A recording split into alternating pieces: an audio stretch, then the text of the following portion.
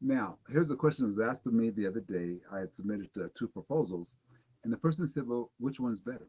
You have, I think, 6 to 8 keynotes listed on your website.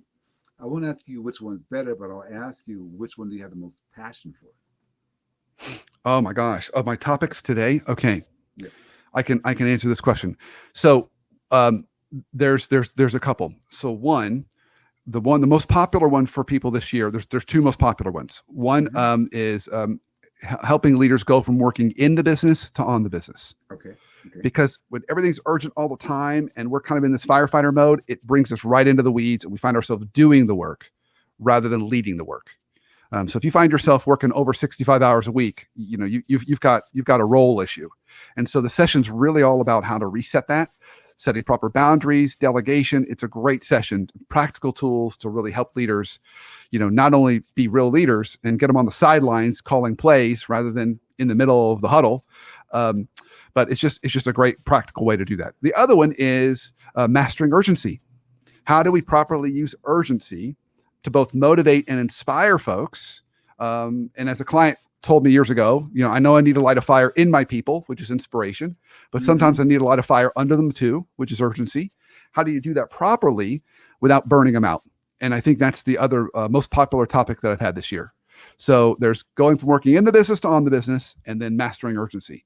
Um, those are the biggies. So those are your two most popular. And I'm gonna just hold you to the fire a second, Brandon. I asked you for They're your my most kids, passionate. Glenn. They're my kids.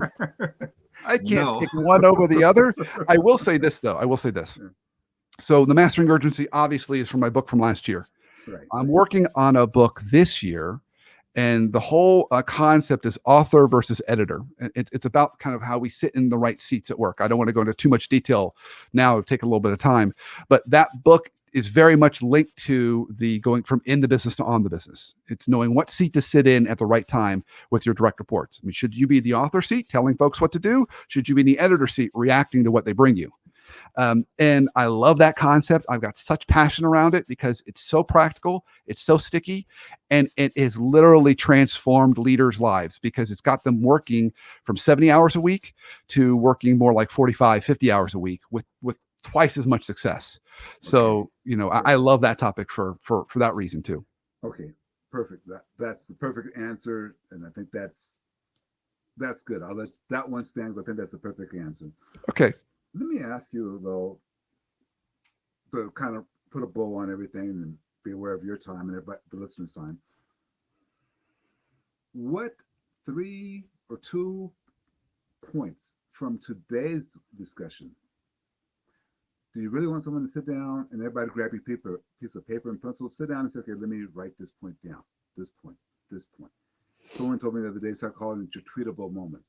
Okay, I'm not a big fan of that, but what are two or three points that you have made today that every leader, wannabe leader, or somebody who wants to be better should make note of? Okay. All right. I'll see if I can sum it all up because we've covered a Okay, lot. So yes, I'll start please. in no particular order. First, be aware of your emotions. Be aware of what you're bringing into the office every day, and assume that everything you're feeling, your colleagues and coworkers and team members are going to feel the same thing just by being around you. So ask yourself, Mm-hmm. is this how I want to show up today? And if the answer is no, what do you need to do to change it? So that's the first. Okay. The second I would bring, and I'm going to give you three. The second is um, don't be afraid of vulnerability. Embrace the power of vulnerability. So just like I told my personal story, I mean, there's vulnerability can come in lots of ways. It can be asking for help. It could be saying, I don't know, or I was wrong, you were right. And there's lots of ways we can do it. And vulnerability is scary for us as leaders. It's hard to do, Yes. but it is where it is foundational to trust, particularly in times of uncertainty like this. So don't be afraid to stretch yourself as a leader and embrace vulnerability. And the third, really think about those relationships that you want to start nurturing as we start to come back to some form of normal, and think about how you can do that in a face to face over a meal kind of way. If you are a leader in an organization, one set of relationships should be your peers. So let's say you're a chief marketing officer. You need to be thinking about how you can get lunch with chief financial officer or the COO or whoever it happens to be. But peers need that kind of conversation so they keep the business aligned and keep everybody on the same page.